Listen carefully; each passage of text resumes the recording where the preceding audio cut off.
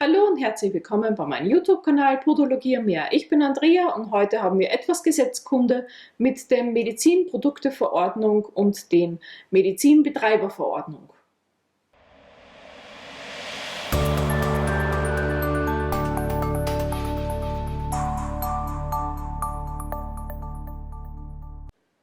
Ich habe mich jetzt intensiv mit den ganzen Verordnungen und Gesetze durchgeschlagen und habe mir auch die ganzen Verordnungen durchgelesen.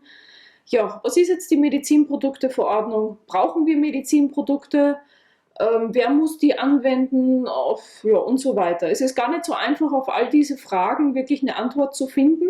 Am 26. Mai 2020 kommt das neue Medizinproduktegesetz und was heißt es natürlich für uns Podologen jetzt? Wie der Name schon sagt, ist die Medizinprodukteverordnung nicht für den Anwender gedacht, sondern zum Schutze des Anwenders und das müssen die Hersteller befolgen, nicht der Anwender. Wer jetzt etwas Gegenteiligeres meint, kann es gern unten in die Kommentare reinschreiben. Als Anwender betrifft uns die Medizinprodukte-Betreiberverordnung und nicht das Medizinproduktegesetz oder Verordnung. So, warum gibt es jetzt die Medizinprodukteverordnung? Es ist so, dass der Hersteller gewährleisten muss, dass das Medizinprodukt, das er auf den Markt bringt, für den Patienten und für den Anwender nicht schädlich ist. Es ist vor allem bei Implantaten und Sachen, die was halt im menschlichen Körper verbleiben oder auch im Veterinärmedizin, also im tierischen Körper dann verbleiben. Medizinprodukte haben großteils die CE-Zertifizierung durchlaufen und haben doch das CE-Zeichen drauf.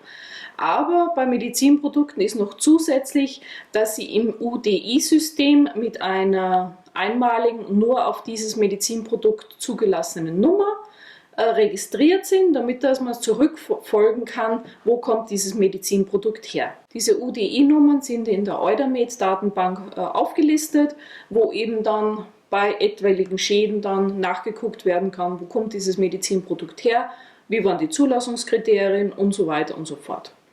Hat jetzt mit dem Beruf der Podologie nichts zu tun. Wie ihr seht, ist diese komplette Verordnung eigentlich nur für Hersteller ausgelegt. Was ich noch dazu sagen muss, das CE-Zeichen ist keine reine Medizinproduktebezeichnung. Die Medizinproduktebezeichnung ist ein Teil der CE-Kennzeichnung. Das heißt, es gibt auch viele andere Geräte, die nichts mit Medizinprodukten zu tun haben, aber trotzdem das CE-Kennzeichen tragen. Wie ihr zum Beispiel hier seht, der Taschenrechner, mein Fensterreiniger und noch ein paar andere Geräte. Meistens sind diese Geräte elektronisch, da auch vom elektronischen her sichergestellt werden muss, dass es für den Anwender nicht zu irgendwelchen Verletzungen kommt durch die elektronischen Bauteile und dass das alles sicher ist. Das ist quasi das obere CE-Kennzeichen und die Medizinprodukte fallen in eine Unterkategorie dieses Kennzeichens. Auf dem Markt sind Instrumente, die Medizinprodukte sind und es gibt auch welche, die keine Medizinprodukte sind.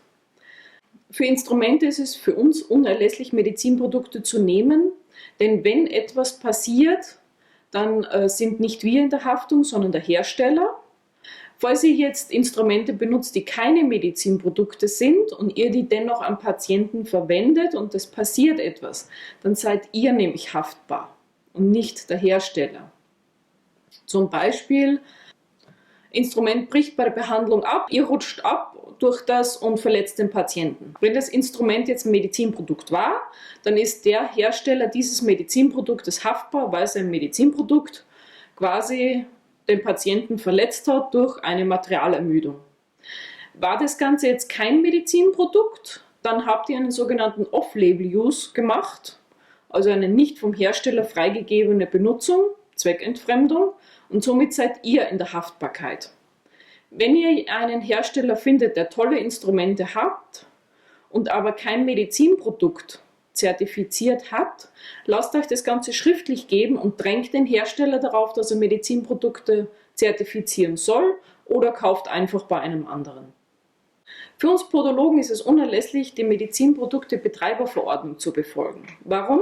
Die Medizinprodukte-Betreiberverordnung regelt für uns in der Praxis, wie wir dieses Medizinprodukt handhaben müssen, damit es auch also nach Herstellerangaben gereinigt, aufbereitet werden kann und damit es wieder einen ordentlichen Einsatz hat. Laut Gesetzgeber ist es vorgesehen, dass diese Medizinproduktebetreiberverordnung voraussetzt, dass wir, die Medizinprodukteanwender, ordentlich geschult sind. Das geschieht ja durch die podologische Ausbildung. Die hygienischen Grundlagen lernen wir in dem Hygienekurs, der mindestens 40 Stunden hat. Da lernen wir auch die Medizinprodukteaufbereitung. Das heißt, von dem her ist der Podologe, wenn er das alles, was im Hygieneplan drinnen befolgt, ist er eigentlich auf der sicheren Seite. Ich habe mir meinen Hygieneplan von einer Hygienebeauftragten schreiben lassen. Warum? Ihr habt im ganzen Video jetzt schon gesehen, dass es gar nicht so einfach ist mit Medizinprodukteverordnung, Medizinproduktebetreiberverordnung und die ganzen Hygieneauflagen, die wir haben. Da habe ich mir einen Experten geholt, die das für mich gemacht haben. Würde ich euch auch empfehlen. Ihr lernt es natürlich in der Schule auch, den Hygieneplan zu schreiben. In meinem Hygieneplan steht drinnen die Aufteilung der Medizinprodukte nach Risikofaktoren. Da gibt es die unkritischen, die semikritischen und die kritischen. Wobei die unkritischen sind halt diejenigen, die was nur in Berührung mit intakter Haut kommen.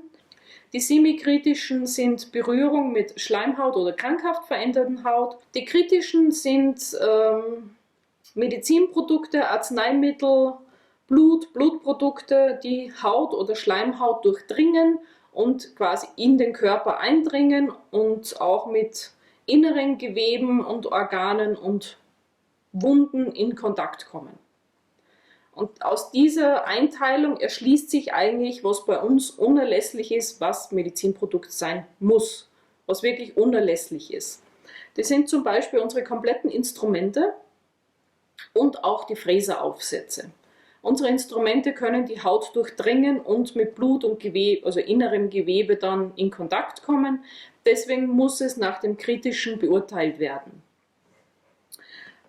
Ein kleines Beispiel für euch, zum Beispiel der Fräser, der am Gerät dran ist, muss ein Medizinprodukt sein, da er ja mit dem Patienten in Berührung kommt, mit gesunder Haut, also intakter Haut und auch mit pathologisch veränderten Sachen.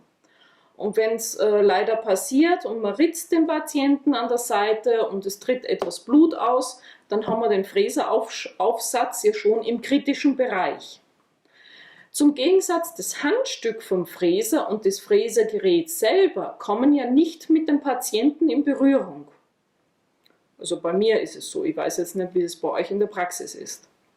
Also es sieht meine Beurteilung eigentlich so aus, dass der Fräseraufsatz ein Medizinprodukt sein muss. Das Fräsergerät muss nicht zwingend ein Medizinprodukt sein. Wie gesagt, es kommt ja gar nicht mit dem Patienten in Berührung. Seid ihr anderer Ansicht, könnt ihr mir das gerne unten in die Kommentare reinschreiben. Ihr seht, es ist gar nicht so einfach mit der Medizinproduktebetreiberverordnung das Ganze zu handhaben. Wie gesagt, wer eine Praxis hat, braucht diesen Hygieneplan, ist auch unerlässlich, das Gesundheitsamt fragt auch danach. Und hier könnt ihr immer wieder nachlesen, was ein Medizinprodukt sein muss und wie ihr es aufbereiten müsst. Ich hoffe, das Video war nicht zu verwirrend für euch. Daumen hoch, wenn ihr es dennoch verstanden habt. Gesetzeskunde ist leider ein sehr trockenes Thema. Und ja, abonnieren nicht vergessen, die Glocke klicken, damit ihr kein neues Video mehr verpasst. Und hier geht es zu den nächsten interessanten Themen und wir sehen uns im nächsten Video. Eure Andrea. Tschüss!